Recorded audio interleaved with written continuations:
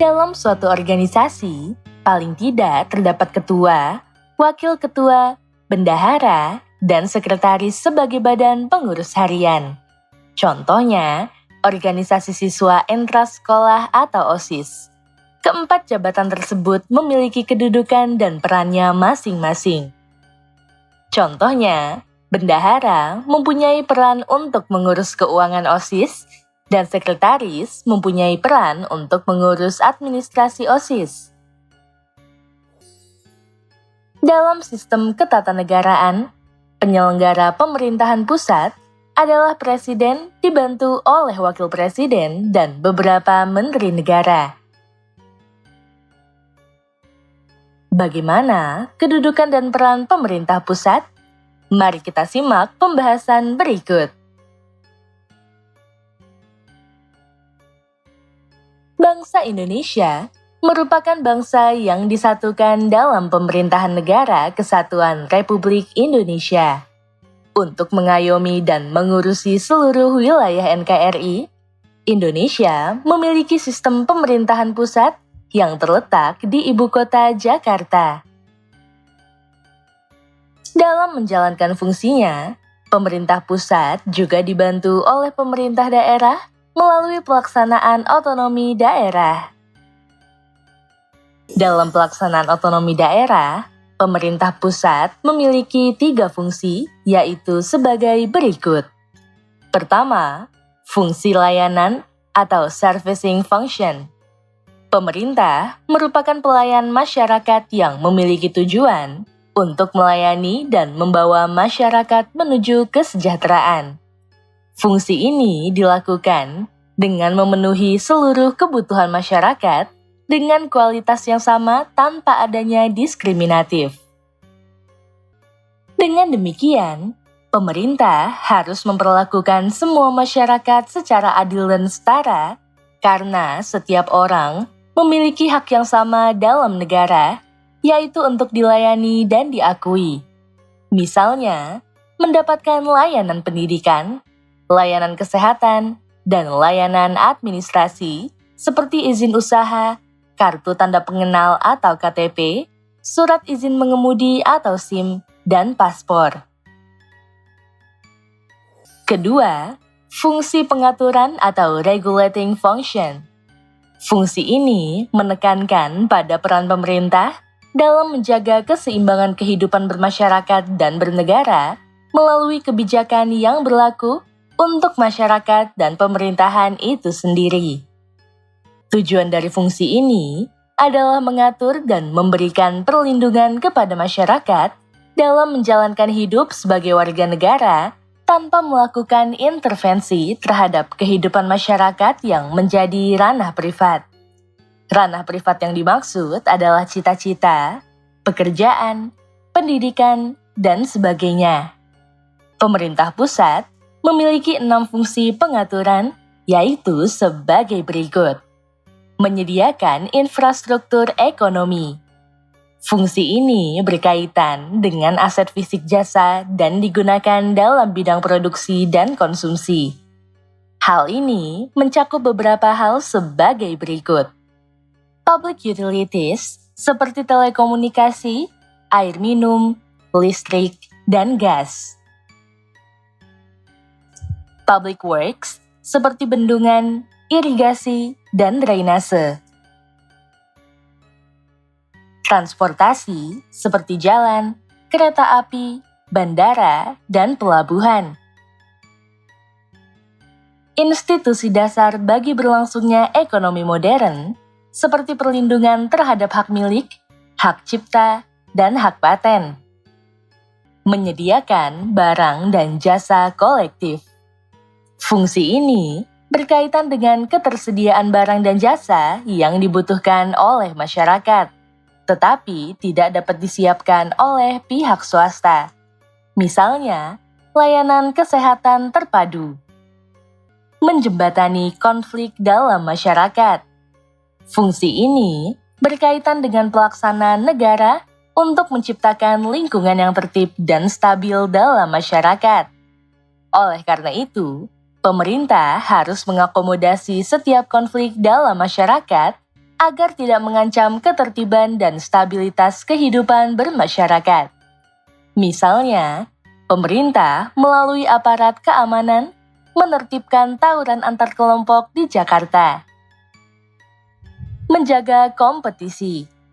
Fungsi ini berkaitan dengan kontrol pemerintah dalam menjaga keseimbangan, termasuk di dalamnya persaingan dalam kegiatan ekonomi.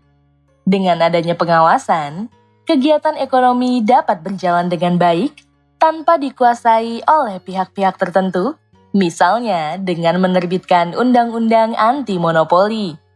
Dengan demikian, kegiatan ekonomi, khususnya perdagangan, dapat berlangsung dengan kompetisi yang sehat.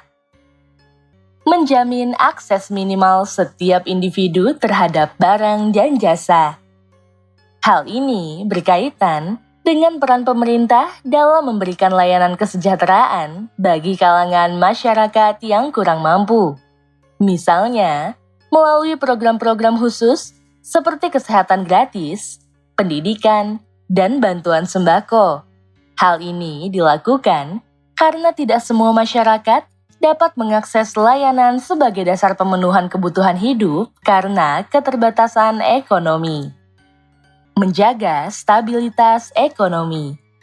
Hal ini berkaitan dengan peran pemerintah dalam membentuk kebijakan moneter, seperti peraturan tentang pengembangan UMKM yang didukung oleh perbankan dalam Peraturan Bank Indonesia Nomor 14/22/PBI/2012.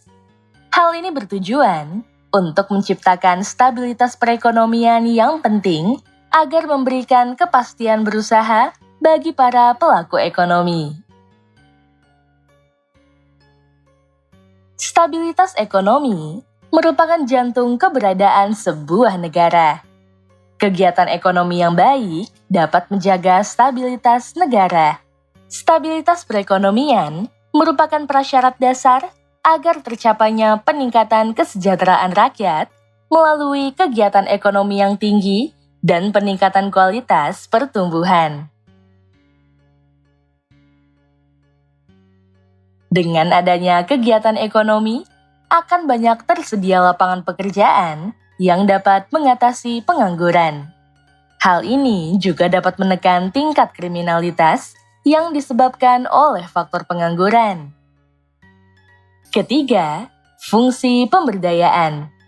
Fungsi pemberdayaan masyarakat artinya proses pembangunan yang melibatkan masyarakat. Masyarakat berinisiatif untuk memulai proses kegiatan sosial agar dapat memperbaiki situasi dan kondisi diri sendiri. Pemberdayaan masyarakat hanya dapat terjadi jika masyarakat ikut berpartisipasi. Masyarakat mengetahui, menyadari, dan memilih alternatif yang baik untuk mengatasi atau menyelesaikan persoalan yang dihadapinya. Dalam hal ini, pemerintah bertindak sebagai fasilitator dan motivator untuk membantu masyarakat menemukan jalan keluar dalam menghadapi persoalan. Misalnya, bimbingan teknis peningkatan kemampuan individu melalui program Kartu Prakerja. Selain fungsi, pemerintah pusat juga memiliki kewenangan yang diatur dalam undang-undang. Secara umum, wewenang ini meliputi politik luar negeri, pertahanan, keamanan, justisi atau perundang-undangan, keuangan nasional, agama, serta norma. Selain itu, kewenangan dari pemerintah pusat juga berperan dalam menyejahterakan masyarakat Indonesia.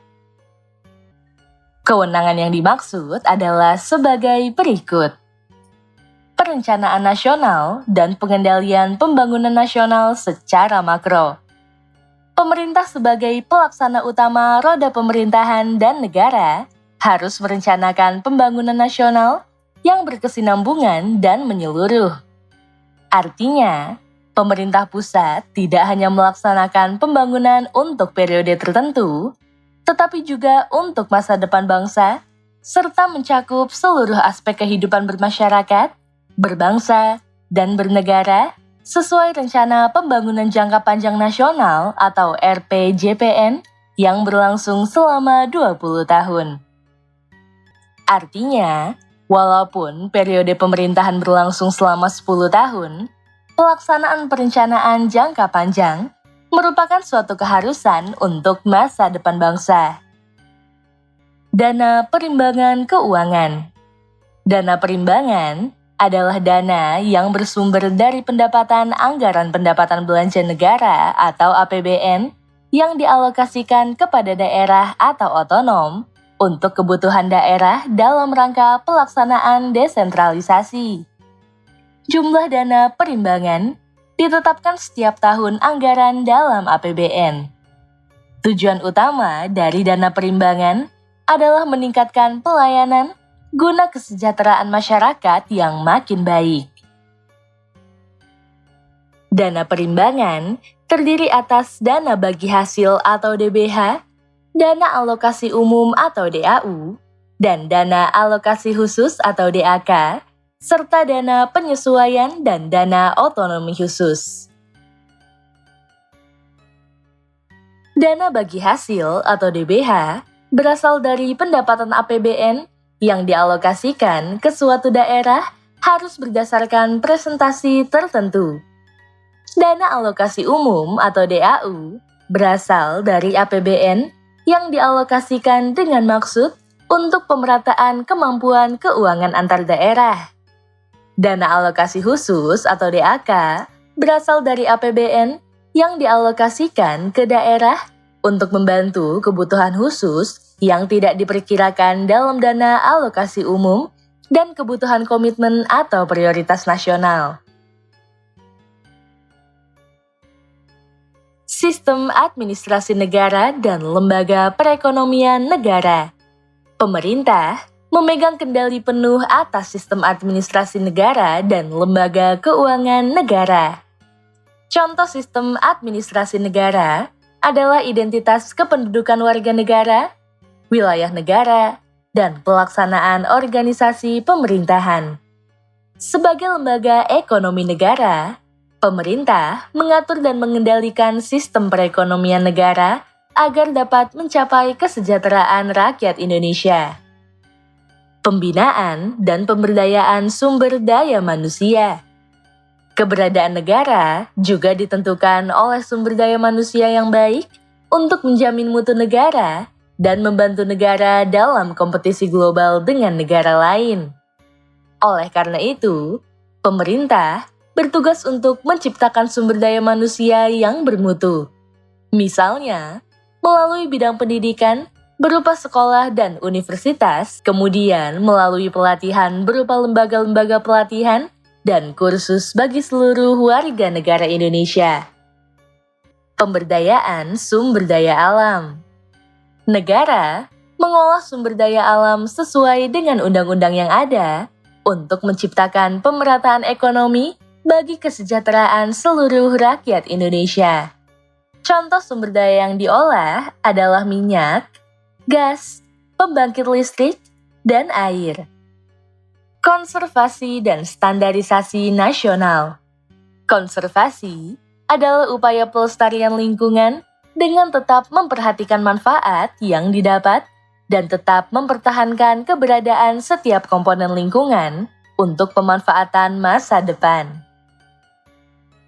Pelaksanaan fungsi dan kewenangan pemerintah pusat dalam pelaksanaan otonomi daerah memiliki tujuan yang meliputi tujuan umum dan tujuan khusus. Tujuan umum dari pemerintah pusat adalah sebagai berikut: meningkatkan kesejahteraan rakyat, memperhatikan pemerataan dan keadilan, menciptakan demokratisasi, menghormati serta menghargai berbagai kearifan atau nilai-nilai, baik lokal maupun nasional. Memperhatikan potensi dan keanekaragaman bangsa, baik lokal maupun nasional.